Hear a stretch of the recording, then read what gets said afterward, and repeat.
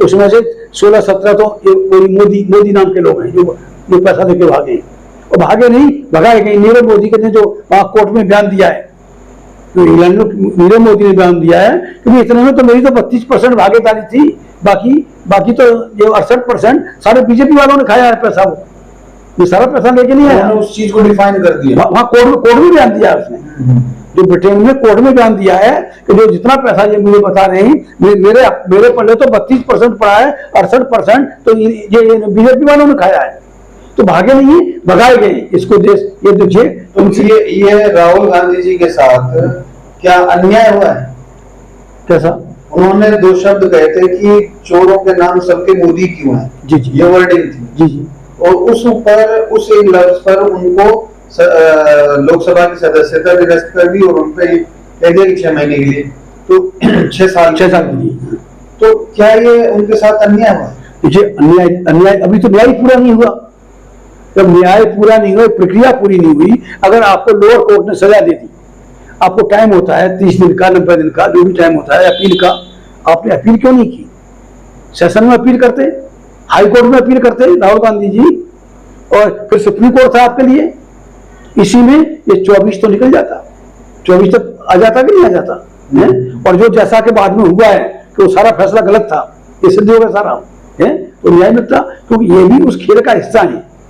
ये सारे सोकाल्ड सवर्ण हिंदू हैं, ये तो नहीं, इनका तो पता ही नहीं राहुल गांधी हिंदू है, मुसलमान है, पारसी है, क्या है। लेकिन अपने आप को छाती ठोक के हिंदू कहते हैं, वो राम नाम का तो सारा उड़ के मंत्रों में जाते हैं। ये सब ड्रामेबाजी।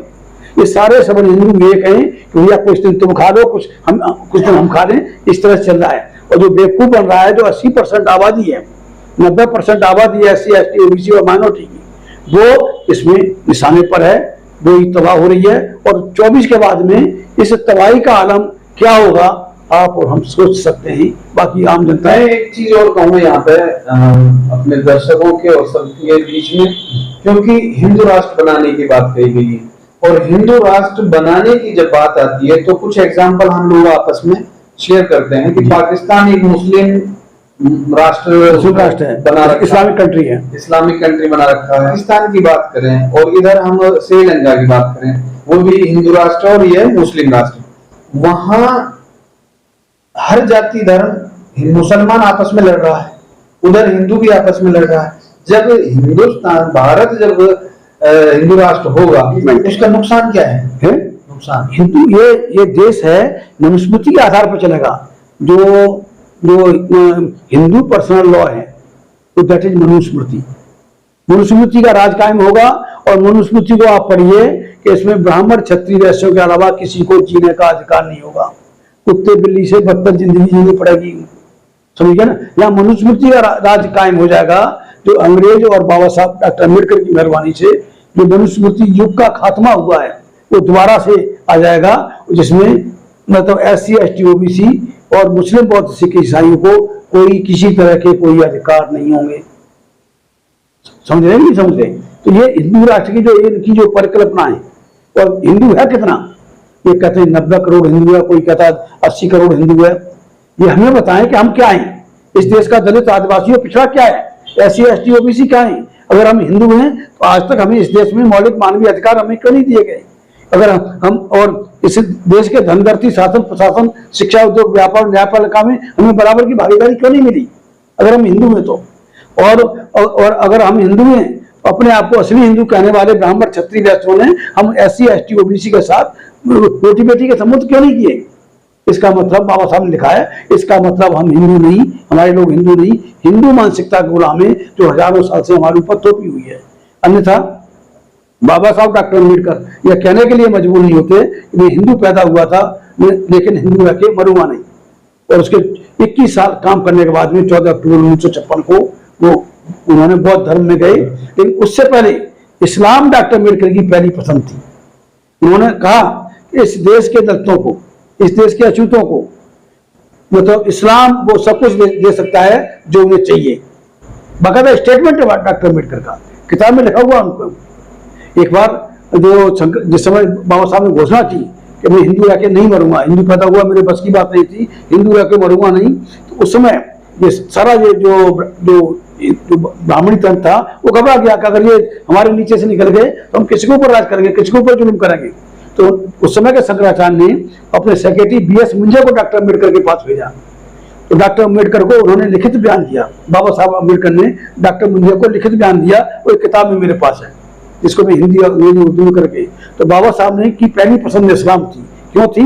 कि इस्लाम के मानने वालों ने तकरीबन 800 साल हुकूमत की है, ये संपन्न है, वो किसी को भूखा, अगर हम इस्लाम में जाते हैं तो हमें भूखा नहीं मरना चाहिए। और वैसे कुरान पाक भी कहता है कि अगर आपका पड़ोसी भूखा सो रहा है तो आपकी नमाज कबूल नहीं होगी। पहली बात। दूसरी बात कि मुसलमान गांव देहात में पूरी जगह फैले हुए हैं, अगर हमारे लोग इस्लाम में दाखिल होते हैं तो उन्हें सामाजिक सुरक्षा मिलेगी।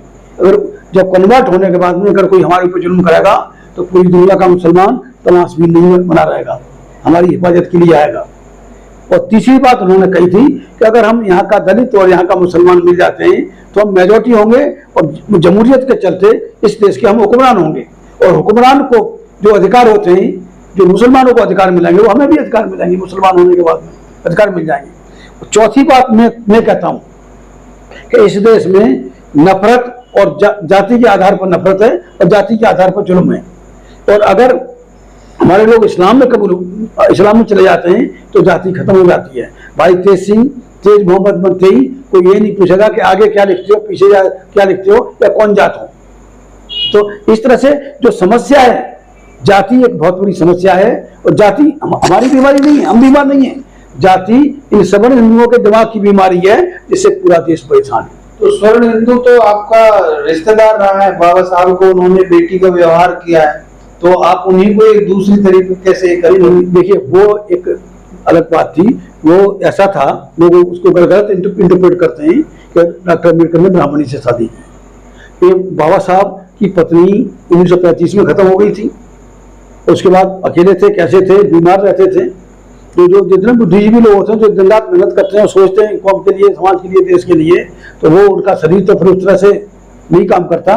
तो एक ये डॉक्टर थी, नर्स थी, ये सब, इनका नाम था सारस्वत, वो कबीर, शारदा कबीर नाम था इनका, और ये सारस्वत ब्राह्मण थी। तो ये डॉक्टर भी थी और वो करके दवाई भी दे देंगी डॉक्टर अम्बेडकर को, और रोटी भी वक्त पर देंगी। तो वो लंबे समय तक बाबा साहब के साथ रही। जब 1948 में बाबा साहब लाठी के सहारे चलने लगे तब उन्होंने शादी का ऐलान किया, मैं शादी करता हूँ।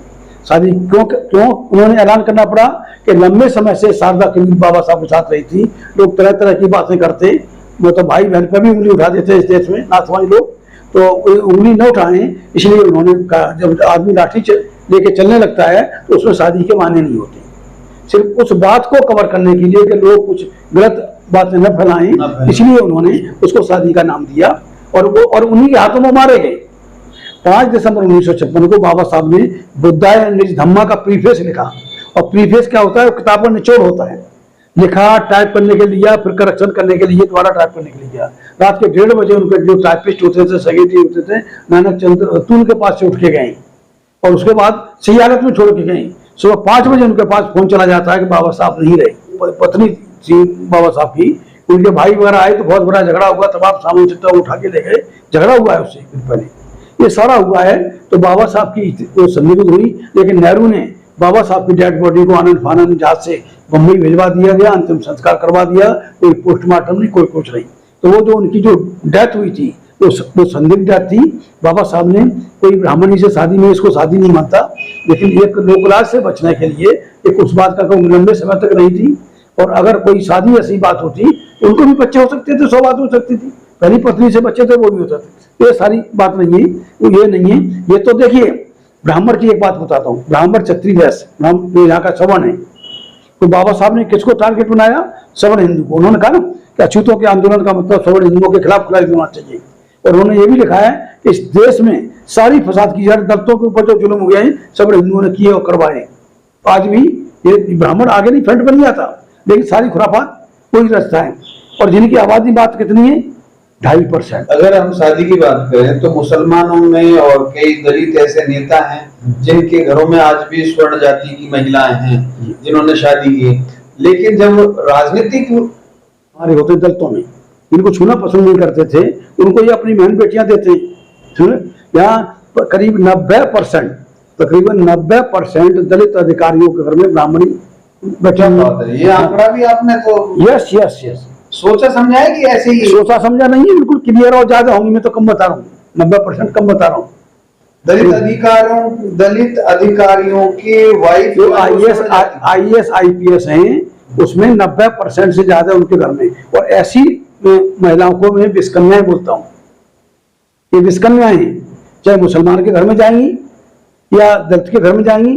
देखिए, जो जिस दलित से नफरत करता है IAS अधिकारी बनते हुए, वो उसको बेटी क्यों दे देता है? बेटी इसलिए नहीं देता कि बेटी उसको राज करेगी, IAS हो गया, ऐसा हो गया, तो कोई टेंशन नहीं रहेगा।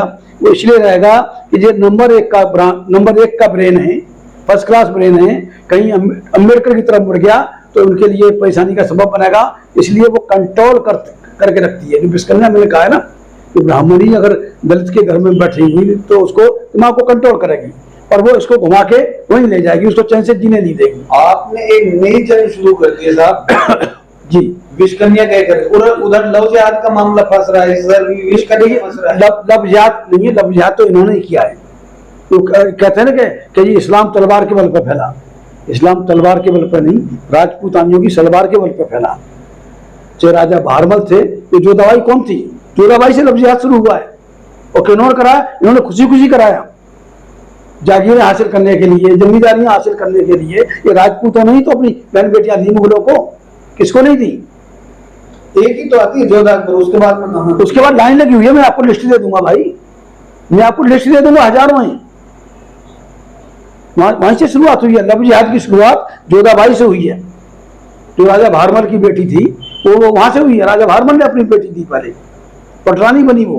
पद्मावत फिल्म को तो बैन करा देते हैं इस मामले तो ये तो देखिए, इनका क्या है, इन्हें हिंदू मुस्लिम करना है। जैसे भी आपने पाकिस्तान का बताया, पाकिस्तान में मतलब जो इस्लामिक देश है और गैर मुस्लिम 3.5% है वहां पे, और 3.5% को 5% रिजर्वेशन है in every walk of their life. मैं गया हूँ पाकिस्तान में, 2019 में पाकिस्तान गया, कराची यूनिवर्सिटी में मेरी तकरीर हुई, मैंने जो आपको किताब दी है। तो वहाँ जब मेरी तकरीर होने के बाद में वहाँ सीनेटर बोलते हैं, और सीनेटर 104 सीनेटर है पाकिस्तानी असेंबली में, 104 में। तो एक ज्ञानचंद नाम के सीनेटर थे, मेरी स्पीच के बाद में वो मेरे पास आके बैठे, तो उन्होंने कहा जी मैं भी दलित हूँ, ऐसे ऐसे करके यहाँ पे। मैंने कहा बड़ा सुनने जाते पाकिस्तान में ये ऐसा बहुत कुछ ऐसा चल रहा है, दलितों के साथ में ऐसा हो रहा है। बोले सब बकवास है, कुछ नहीं है। जब हमारे त्योहार होते हैं तो ये हमें मतलब पूरी खुशी के साथ हमारे साथ खड़े होते हैं, और इनके यहाँ तो मुसलमानों के त्योहार में हमें 4-5 दिन तो हमें खाना नहीं बनाने इस तरह से रूमर फैला रखा है, सारी रूमर है, कुछ नहीं। और उन्होंने कहा 3.5% आबादी है हमारी, उसको 5% रिजर्वेशन है, और 5% के हिसाब से 4 हम MP होने चाहिए, 4 सीनेटर होने चाहिए, लेकिन 6 जो जनरल से भी जीत के आए। अगर मुसलमान हमसे नफरत करता तो हमें जनरल पर क्यों देता, क्यों रिजर्वेशन देते?